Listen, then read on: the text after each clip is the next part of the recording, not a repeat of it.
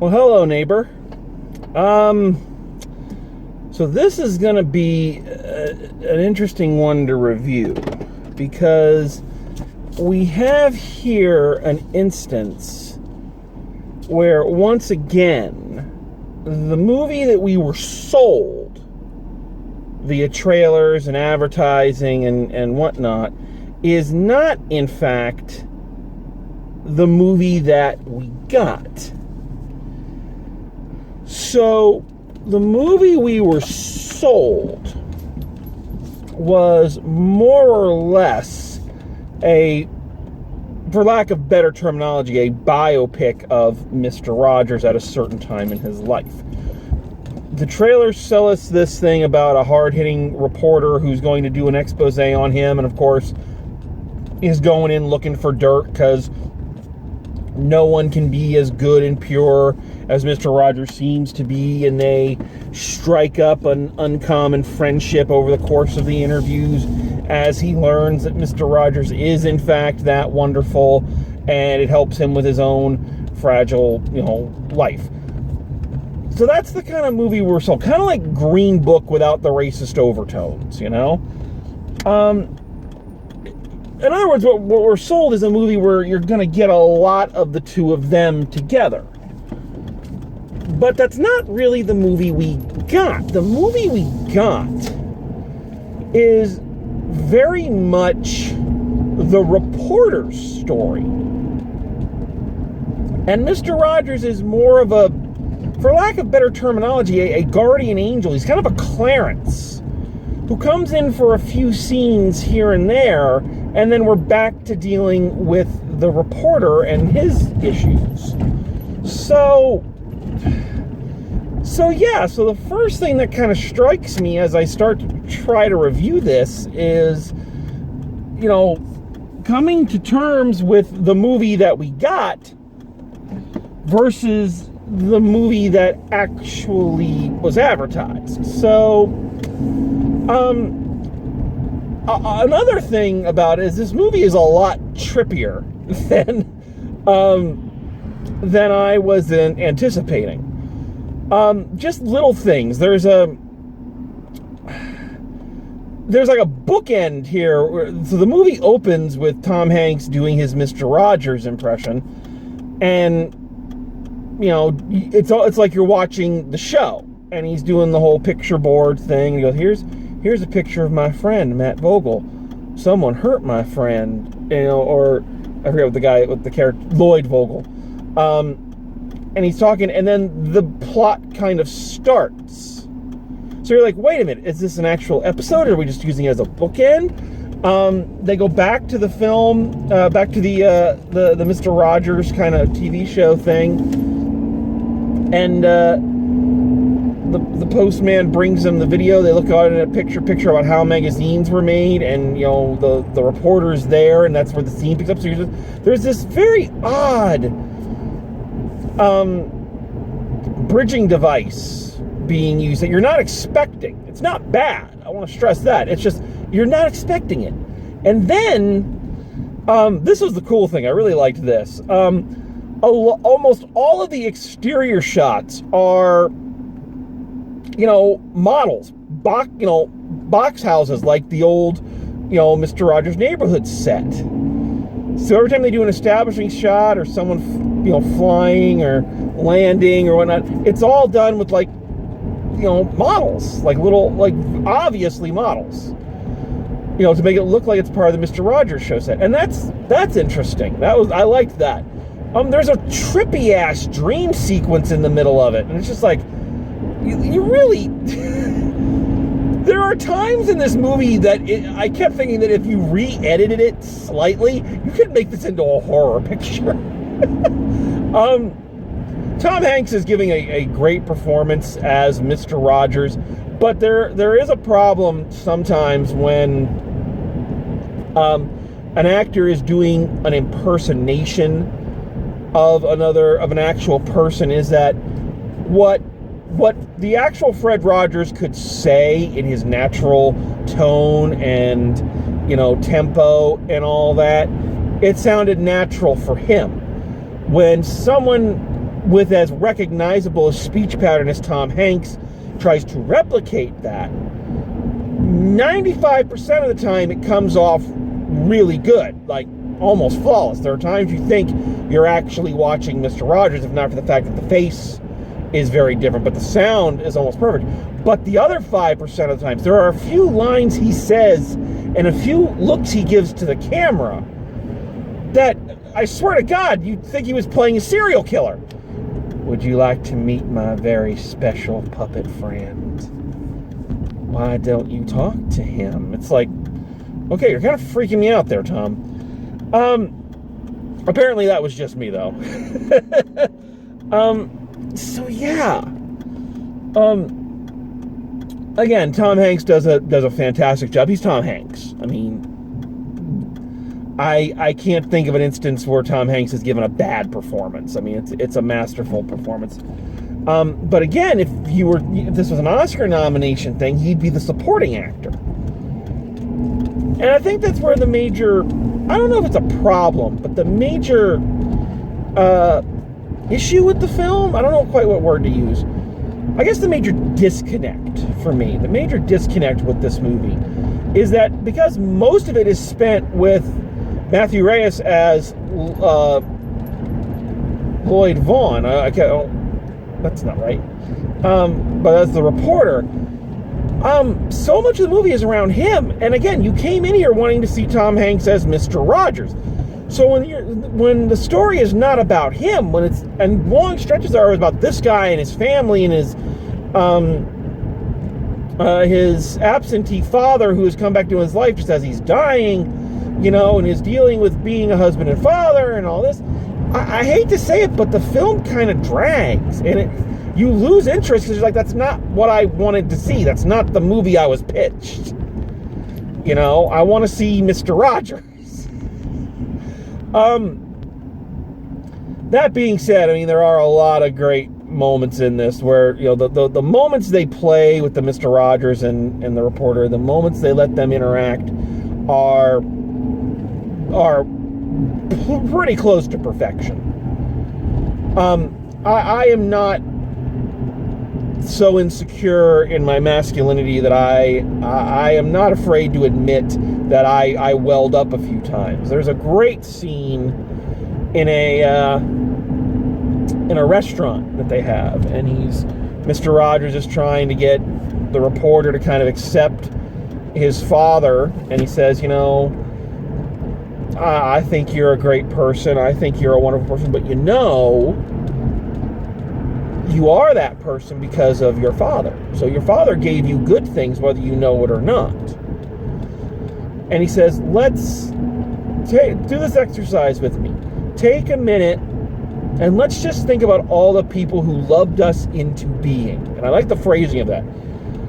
And it is a silent moment on screen of just watching Tom Hanks's face as Mr. Rogers as they do this exercise. And the acting in minor little flinches, minor little things that are going on in his face is truly amazing.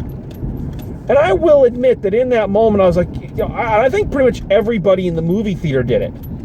Went, okay, and we're all going to do this. And we did, and it was like, yeah, I was trying to, I was trying to covertly do this bit to, so that was a really great moment. There's, of course, the scene from the trailers where all the people are singing to him on the subway, which is wonderful. What I also liked about this movie, biopics have a tendency to go one of two ways. It's either this person was a saint, a god who walks among us, and nothing they ever did was bad or wrong. You find this a lot in the older movies, black or white ones. They didn't want to talk ill about the person. Or the more modern way of doing a biopic is this, oh, you liked this person? Well, fuck you. He punched puppies and drowned kittens. What I like about this movie is it takes a nice, even-handed tilt toward. Mr. Rogers, through the reporter's eyes, is always seen as a guy who's too good to be true. and he avoids certain questions like the burden he carries and all this. But they also are careful to show that he is human, and he even admits it, and Mr. Rogers did admit it. Well, said, I'm human, I make mistakes, don't think of me as perfect. They talk about his 2 sons, and he has this during an interview, and he talks about how, his sons, there were problems, when they were growing up and all of that. There's a scene where he talks to his wife, Mr. Rogers' wife, and she says, he's not perfect, he's got a temper, but, and I think the Takeshi thief said, that I realized that, don't think of him as a saint, because then that means what he does is unobtainable. He works at it. He didn't just come out this wonderful, loving person. He had to work, and still works very hard to be that positive. And I think that, that's good.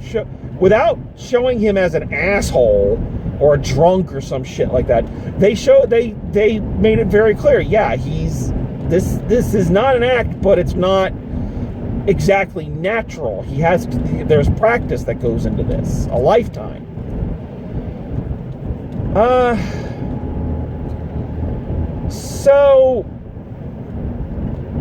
So yeah, a good, I'm going to say I think the movie is decent. I don't think it's as good as it could have been, or as good as I was hoping. It was good. And Tom Hanks as Mr. Rogers is phenomenal, but I guess I wanted more of him.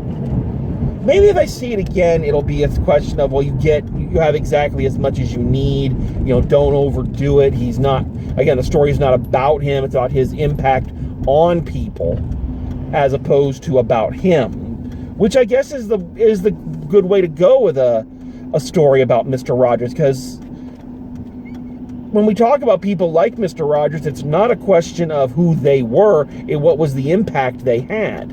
So if the movie is primarily about him having an impact on someone else, someone specific, I guess that was a smart way to go, now that I think about it. So I guess it does make sense. I don't know, it just feels like the whole thing with the reporter, his story, and when the film was just strictly about him, it felt dull, is what I'm saying. But I want to talk about this real quick. I want to get off of the film and talk a little bit about something that was bugging me during the movie, and bugging me in the time leading up to me going and seeing the movie. And it's a thing that, well, watching this made me very sad, and it still makes me very sad. I've been pondering lately, like, why this sudden, I don't want to say obsession, but let's say this sudden fascination that popular culture has with people like Mr. Rogers. We had, of course, the documentary about him last year. We have this film now. There's a lot of talk about, Bob Ross on, social media. And, you start thinking, is this just, a meme thing? Is this just, is it like an ironic thing like people always do with Chuck Norris? Why all of a sudden are we so fascinated by these guys? And then it kind of hit me. And again, the answer doesn't make me very happy. Because I believe the reason we are so fixated on people like, Bob Ross, like Mr. Rogers, like Jim Henson, we don't have any of that now. We do not have people whose seemingly sole purpose in life is to bring hope and to bring good messages without ever feeling like there's something in it for them.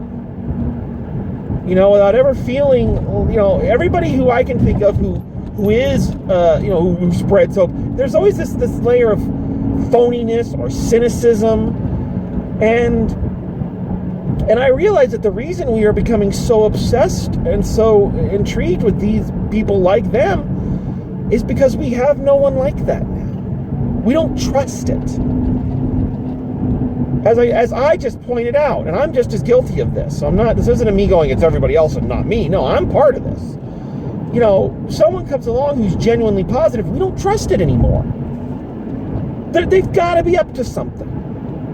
We don't celebrate good, positive people anymore. We don't trust them because we know they're gonna fall. We're gonna find out that, that home run king, that guy who reignited your love of baseball, that guy who reacquainted us with the beauty of human potential. Oh, he was on steroids the whole fucking time. That comedian who made us laugh and broke down color barriers and, showed us that the humor of a family is the same whether it be a white or black family. Oh, he was doping women and raping them. The people we have that present those type of things, they fall. And some of that's just due to them being human, but some of it's, you're just like, and take the other side of that is that aside from just not trusting it, we don't want it anymore. I mean, look at the fucking TV landscape. Reality shows about awful people. Internet stuff. And again, part of the problem, people just bitching and moaning and putting out. I was watching this whole thing on the hashtag change the channel argument, and this guy who tried to do a video for them, and just all the shit that rained down here. It's like, Jesus, how can you enjoy anybody? Everybody's an asshole, and we're not ashamed of it.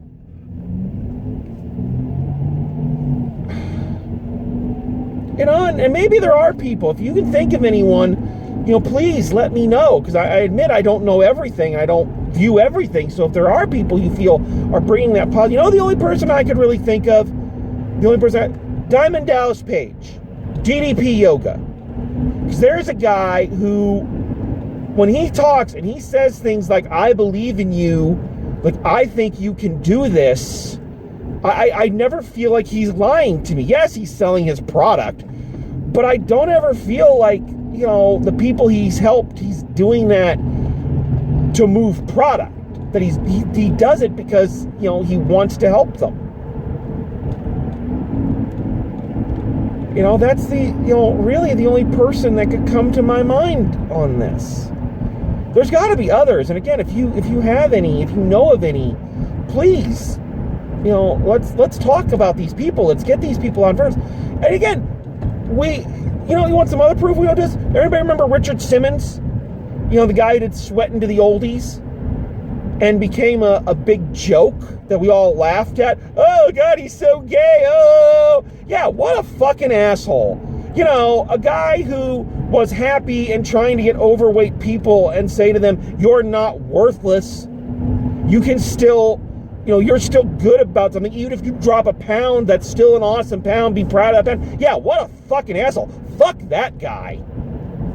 We don't want heroes anymore. And that's why we're so desperate for them. That's why we need people like Mr. Rogers and Jim Henson and Bob Ross. That's why we yearn for them and we're thirsty for them. Because we're so starving for it. We trust nostalgia. We don't trust the present. And I don't blame us. That's what history has taught us to do.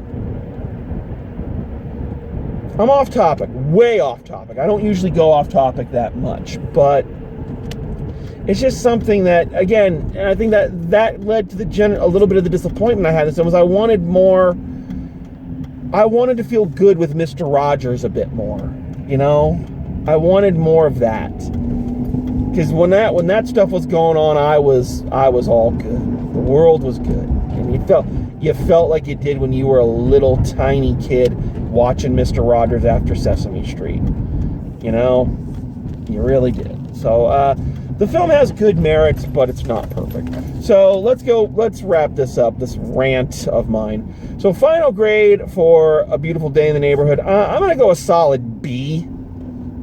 Right there in the middle. Again, the stuff that was good was very good, and maybe upon future viewings, I might feel like the other stuff actually adds up a little bit better now that I know what to expect going in. But for what it is, I think it was a pretty good film. And again, if you have a soft spot for Mr. Rogers, like so many people do, you'll enjoy it. The parts that are good are going to stick with you. Alrighty, so that's that one for me. So still got a couple more we're gonna hit at Thanksgiving break at the movies. So I hope you will join us for that. So until next time, thank you for being my neighbor. And as always, neighbor, drive safe, and I'll see you at the movies.